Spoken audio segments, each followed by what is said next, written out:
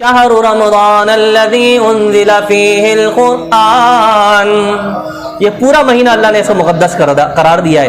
قرآن دن میں نہیں اترا ہے، قرآن رات کے لمحے میں اترا ہے۔ دن کا روزہ ہے، رات کی تعظیم ہے۔ دن کا روزہ رکھا، رات میں تلاوت کی، کلام کیا، قیام کیا، تو جتنے پچھلے گناہ تیرا معاف فرما دے گا۔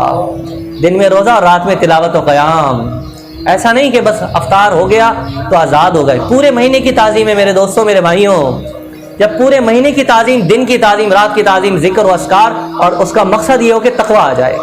یہ مقصد نہیں ہو کہ دنیا میں کچھ مقام مل جائے، نہیں، اللہ راضی ہو جائے، خوف دل میں آ جائے۔